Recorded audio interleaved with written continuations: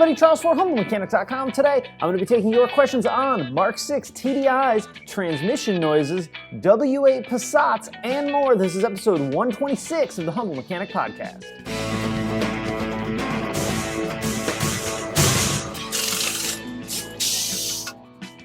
All right, so to get a question on a show like this, email me, charles@humblemechanic.com, and be sure to put question for Charles in the subject line.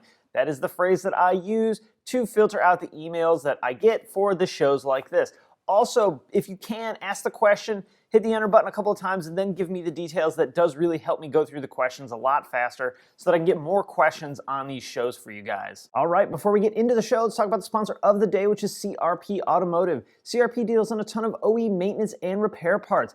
AC components, suspension components, timing belts, even fluids. They actually make the factory DSG fluid for Volkswagen and Audi. So check them out at crpautomotive.com. All right, let's get into your questions. First one comes from Asher. Do you think a well-maintained used 2006 Jetta TDI with 150,000 miles on it could be a reliable car? Yeah, that's a great question. So it could absolutely be a reliable car, or it could be a completely unreliable car. We really don't know. There were a few really common issues on that generation of car, 1, and TDI, 2. Like I always recommend, be sure before you buy this car, take it to someone that knows how to inspect Volkswagens and get it checked over. Don't just take it to any old mechanic that maybe works on Fords. Not saying they're not going to know how to work on this car or look the car over for damage, but you want to take this to someone that really knows that generation of car, really knows Volkswagens, and honestly, really knows TDIs. So the things that I would be looking for beyond just normal Mark 5 stuff like door latches and rear brakes wearing out and rear brake cables going bad is the engine and the transmission. You didn't tell me whether it was an automatic or manual, but honestly, it's not really that big of a deal either way. The common things that failed on that engine were camshafts. Camshafts were really bad about wearing out.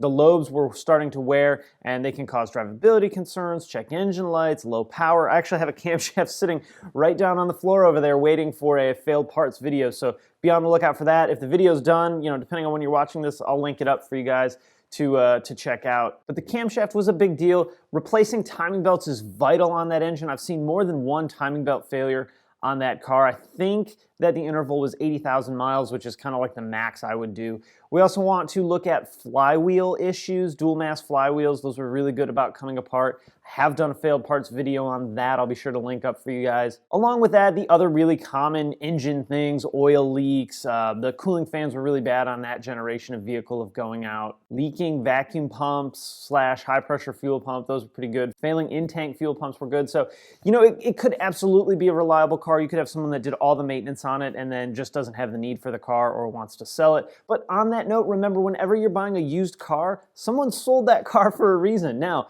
what that reason is, a lot of times we're not going to ever know. It could be that they needed a new car, needed a bigger car, they didn't need a car anymore, or it could be because there's an underlying problem and they sold it to avoid having to make that repair. So it could be a good car. It's a great generation. It's a good engine. I like that pump deuce engine. I know I'm not saying that right, but that's okay.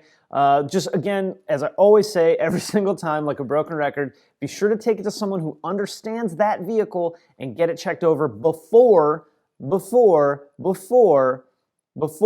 you buy it. All right, next one comes from Derek. If you could help me out with a decision, that would be great. I soon to purchase a 2002 W8 with 120,000 miles on it for $4,000. I'm aware of the upkeep and issues. It needs an oil change only and is really good condition. They used regular unleaded also. Is it worth it or should I beware? I'm in love with the car, but a little bit hesitant. So Derek, I also love the W8 in theory. We have two defining problems that we need to look at on this car. One, we have a W8. Very expensive engine to maintain, incredibly expensive engine to repair, a very limited production engine, which usually means that parts prices are pretty high. So we have to consider all of that. Plus, I've seen a lot of W8s incredibly poorly maintained. For some reason, people buy a $40,000 car and not maintain it. But remember, this is a $40,000 car. This is a car, it's not a $4,000 car. This is a $40,000 car that you are maintaining. So remember that maintenance is going to be expensive. Repairs are going to be expensive. It's going to cost more to maintain and repair that W8 than it would a base model Jetta. purely because you could basically buy 2 Jettas for the price of one W8 Passat. So keep that in mind before we buy this.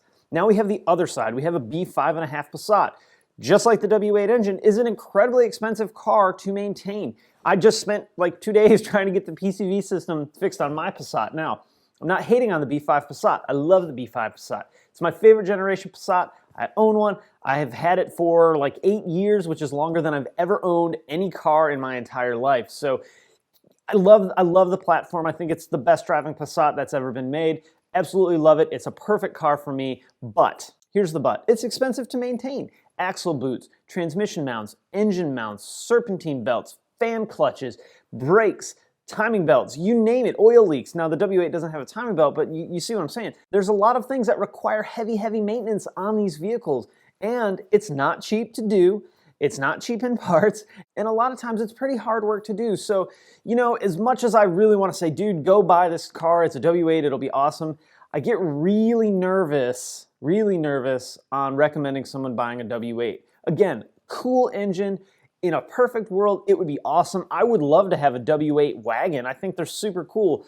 But, you know, the repair and maintenance cost and likelihood of something breaking is pretty high. So I just, man, I don't know. It makes me nervous. Just like I answered in the last question, be sure to make sure you take it to someone to inspect it, check it over, give you a list of all the things that are wrong with it before you buy it. One other note on the B5 Passats, they really hated non-OEM parts. Things like axles were just a nightmare trying to deal with when it wasn't a factory original part. So keep in mind that when you're getting parts from like the generic auto parts store, a lot of those parts won't work exactly the way you need them to on your B5.5 Passat. All right, next one comes from Andy. On my Mark 7 Golf TDI DSG, can I switch out my standard multifunction steering wheel for one with paddle shifts? Is there any VAGCOM coding required? Andy, thanks for like following the question thing that I asked you guys to do. That's awesome, man. That really does help me. The reason I'm asking is that when I plug in a friend's VAGCOM to my car, there's no long coding helper options for Tiptronic shifters installed like there is on the Mark 6. Does this mean it's plug and play? The steering wheel I have bought is genuine VW Mark 7 wheel. It's identical in every way, just has the addition of the paddle shifters. Andy, great question, man. And I'll be right up front, I don't really know. But here's the cool thing. You have an opportunity to find out. I would just take the airbag off, take the steering wheel off, plug the new steering wheel in, and see what happens. You know, you don't need to drive the car to see if it works. You can go into the transmission, pull up the measuring value block, and watch and see if it's recognizing the paddle shifters. Also, whenever it comes to things like VAGCOM coding or changing out parts, this is kind of a really cool upgrade to add the paddle shifters to your Golf. Here's what I always recommend. Go to Ross-Tech Wiki page and do some searching. These guys put so much work into building that Wiki page, it's insane. There's tons of information about coding, about fault diagnosis, fault description. I really recommend it. Anytime someone asks me a question about VAGCOM that I don't know right off the top of my head, I send them to that Wiki page because there's so much information there. Let's say it's not in there though. Let's say you look and you search and you can't find it. This is the other thing I would do. I would call Ross-Tech and ask them. The guys are awesome. Actually, I will tell you guys, it's worth calling and listening to their recording just because their recording is so awesome. Go to the Ross-Tech page. I'll be sure to link it up, and give them a call if you have any questions about VAGCOM with coding or fault diagnosis. I get really nervous when people start messing around with coding, even with the long coding helper. So as I always recommend to people, be sure to run a full scan of your vehicle, save it somewhere it's not going to get erased, in case something goes haywire. Let's say your laptop crashes in the middle of coding or something stupid like that, or you just plain screw it up. You can always go back and rechange your coding back to what it was from the factory. So go to the Ross-Tech page. Again, I'll be sure to link it up. Check it out there. If it were me, I would plug it in and see if it worked. You have VAGCOM, so you'll be able to clear the airbag light when you're done. But that would probably be my first step. Then I would go to the Ross-Tech page and see what it said there. All right, next one comes from Craig. I'm a Volkswagen mechanic with an independent shop, and we work on various models, but mainly focused on Volkswagen, Audi, Seat, and Skoda. I have a question regarding Gen 2 wheel bearings, which come as a complete assembly with the lock ring. I'm currently looking to purchase tools to carry out the repair without the need of stripping the steering knuckle off and doing the job on the press. All right, Craig, great question. And this is, this is one of those things that I've sort of struggled back and forth with earlier in my career. Now, today, in the newest generation, A5 and up, B6 and up, this doesn't really apply because they're all bolt-in wheel bearings, which is, it's stupid why they wouldn't have been that all along. It's such a better design. They might fail a tiny bit more, but it's so much cheaper, it's so much easier to do these as a whole module, a whole assembly, rather than just press the bearing in and out of the knuckle. So let's pretend this is an A4 Jetta or a B5 Passat. What we would have to do if we didn't have the tool that I'm going to talk about in a second is take the steering knuckle off, take it over to the press it out, clean it up, press the new bearing in, press the hub on, and take it back to the car. This wasn't a big deal on a car that was a couple of years old, but now we're really dealing with cars that are at the newest 11 years old. Think about a car in the rust belt that's been, 12 years of rust and trying to get these knuckles off and take them over to the press. It can be tough. It's frozen tie rods, frozen ball joints, broken bolts, rusted bolts, bad brakes, the whole nine. Doing it this way is not the easiest way to do it. Then when you get to the Passat platform, it gets even worse because you have, the control arms at the top, the control arms at the bottom, the tie rods that were forever freezing, brakes, axles that like to get froze, the wheel speed sensors that like to get jammed into the hub. There's a lot of things that you really need to worry about when attempting to take the knuckle off the car in order to take it over to the press. They do make tools for this. One thing, I think it's made by OTC, it's called a hub tamer, and it's awesome. It has its whole big kit, right? It's like this big of a box, has all the pieces and parts. It tells you exactly what you need in order to pull the bearing out and push the bearing back in using either an impact gun or just simply plain hand tools. And they work fantastic, but for me, it was never something that I felt like the value was really there to buy this big, expensive, like $400, $500, $600, whatever it is, kit in order to do one wheel bearing a year. It just wasn't worth it. It was worth maybe not making a ton of time and just doing it on the press. So I never pulled the trigger on buying one of these big kits. And like I said, now today, it doesn't really matter. It's not something that I'm too worried about that I have to do all that often. So if you're looking for something like that, I'll put a link to a couple of things that I found online down below in the video notes. You can check it out. Again, if you're doing if I was doing, one every other week, the hub tamer thing or some variant of a hub tamer would absolutely be the best way to go. You can also make these kind of tools with pieces of steel and all thread or something like that. Machine shop can mill one down for you so that it fits perfectly on these wheel bearings. You can probably do it for a heck of a lot less than buying the actual tool. But I will say having the tool and the kit is nice because it's all there. It all fits perfect. You don't have to spend any time or research and development to get it to fit properly. It's all just there and fits properly. So Craig, I hope that answered your question. If you guys that are watching have any other recommendations for Craig, please throw it down in the video notes or comment on the blog and let him know some of the other options that he might have. All right, next one comes from Juan. I was going through your videos and then one of them titled Top 5 VW Failures 2.0 TSI Engine got me wondering if an issue that I'm experiencing is related to the rear main seal failure, and I wanted to hear your opinions/ideas before I bring it to the dealership. I'm hearing this soft hissing/spraying noise from where the engine and the intake manifold are located whenever I pass 3,000 RPM, around 65 miles an hour, on normal accelerations and hills. Okay, so I don't know is the short answer, but let's take a look and see what's going on. So we have our engine, we have our transmission, our rear main seal is right at the two of them. We also have the intake manifold that is right in that range right there that we need to be concerned about. Since it's only over 3,000 RPM, it sounds like you might have a boost leak rather than a rear main seal leak. With the rear main seal leak, what we also have to remember is this is probably, not always, but probably going to be leaking engine oil. And we're probably going to have this situation going on most of the time, not just while the vehicle is under boost. So before we pull the trigger on a rear main seal, we want to do a really good inspection of the under hood before we take it into the dealership. We want to look at the intake manifold and make sure that little arm isn't popped out. We want to make sure the dipstick is down all the way. We want to make sure that the PCV valve isn't leaking. We want to make sure the vacuum pump isn't leaking. Then what we want to do is we want to look underneath and see if we're leaking oil between right where the engine and the transmission bolt together. If we're seeing oil down there, then yeah, we have an oil leak, and we probably have an oil leak coming from the rear main seal.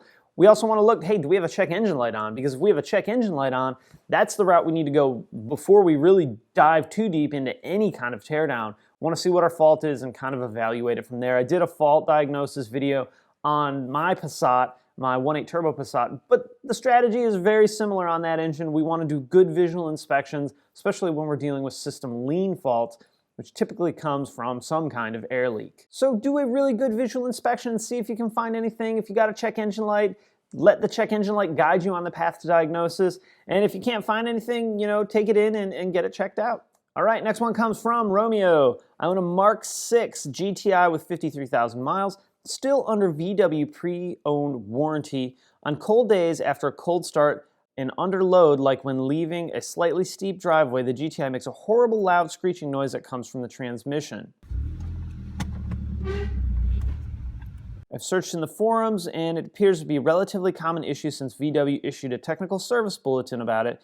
They said that it is related to the throwout bearing. In the forums, people have explained how there's been occasions where the dealership did not hesitate to accept their claim and repair it under warranty, but there's also cases where they would just not do it because it's related to the clutch, and being a wear and tear part, they blame the driver.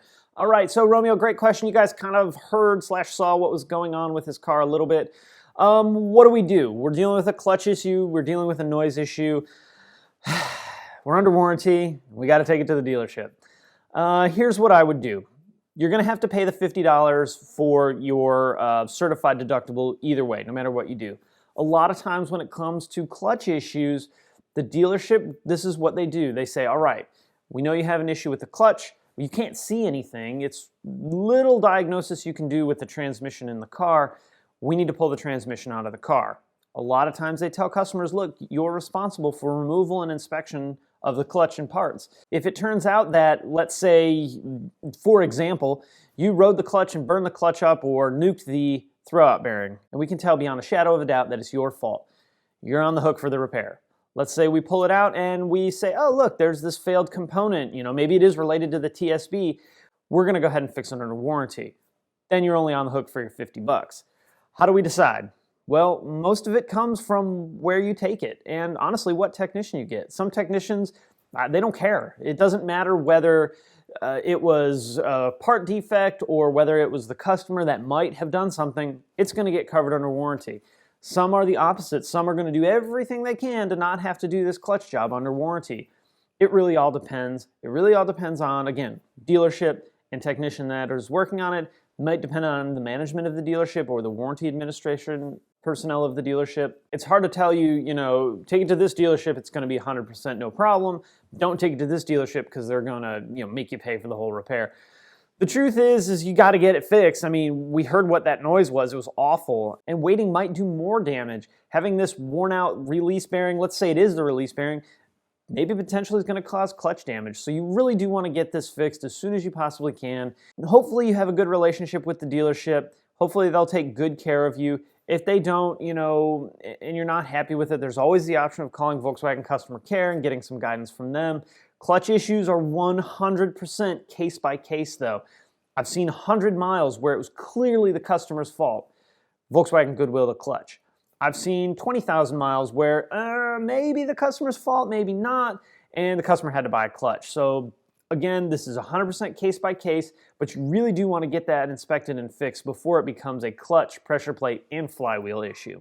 All right, got time for one more. This one comes from Tam. I have a 2007 Rabbit that's causing me some problems. I've already spent $2,000 when I started having problems with my gear shifting. Upon road test, tech found that it would double shift up 2 to 3 and 3 to 4 and harsh downshift 4 to 3, 2 to 1.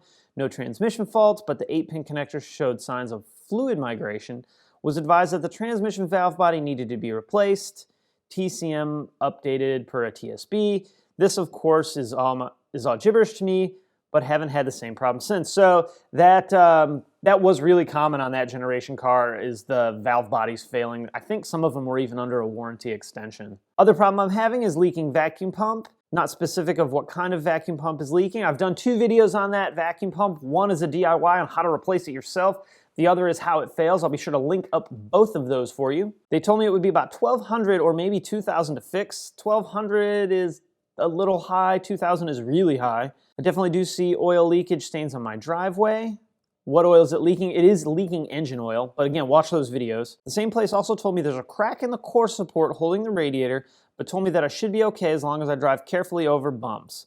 My question is, should I repair it and keep driving the car, or is it time for me to sell the car before any more problems arise? I've actually been driving this car without repairing it for about a year since the $2,000 took a big chunk out of my wallet. Just a few months ago, my passenger side door won't open from the outside anymore, so I'm having an electrical issue as well. If all the doors are locked and I unlock all 4 doors, the passenger side door will not open. I have to open it from the inside and it will stay open until I lock it again. Tam, you got a lot of stuff going on. The good thing, I don't know, maybe bad thing is these are all actually really common to that generation vehicle. So you had a valve body failure. Sounds like that's been taken care of and fixed. That's a big time, major repair. That's not going to let you really drive the car the way you should be driving the car. I've also seen people neglect that valve body and it do damage to the transmission. So you did a great thing by getting that fixed. And because you did that, I'm really leaning more towards the side of keeping this car. You know, a door latch on that car is a few $100s, call it $500. I'm not really sure off the top of my head what it costs. Super easy repair to make. I don't think I've done a video on it. There's probably DIY videos out there on how to replace those door latches. Only need a couple of tools and, you know, an hour maybe of your time, and you should be able to get that fixed. You also want to do an inspection of the boot where the wires go through from the body of the car to the door. There may be an issue and concern there. As far as the vacuum pump leak, you know, again, leaking engine oil. I've done 2 videos, one how it fails, one how to replace it. The DIY is not easy and it's not quick, but it's really not that hard of a job either, and it doesn't require a ton of tools in order to make that repair. So anybody with a little bit of mechanical knowledge and, you know, tool knowledge and knows how to do a little bit on cars will be able to take this DIY video, follow it, watch it once first, then do the repair and do this. It's really not that hard. Definitely worth doing to save, you know, you won't save $1,200 because you still have to buy the part. You'll need the pump and the gasket, but it'll save you a ton of money on labor at least. So if those are the only things wrong with the car, I would probably keep it. You know, depending on the mileage you have would really dictate that as well. But you made the big expensive repair. $2,000 is a lot of money. I know $1,200 is a lot of money too, but again, the vacuum pump thing, you can do that yourself. The door thing, you can do that yourself. And if that's all that's wrong with the car, I would probably go ahead and keep it. You know, I would rather have a car that I owned and knew that I took care of one big expensive repair and had a couple little quirky things going on with it than sell that car, get something else, get something used. Like, you know, we talked about earlier, people trade cars and sell cars for a reason. Now you have a car that you don't know what's wrong with, you don't know what's going to arise, and you have to still stress and worry and keep money aside to make repairs. So if it were me, I would keep the car. I would fix those things as I could. And I would also remember that, you know, we have a 10-year-old car. There's going to be issues, quirky issues with it. It's just a matter of whether or not you can live with them or whether or not you can't, and whether or not you want to, you know, maybe go out and get a new car. So the call is really yours, Tam. Good luck. If you need any more advice other than that, feel free to shoot me an email, throw a comment down in the comment section or anything like that. I'll be more than happy to help guide you in the right direction, at least as I see it.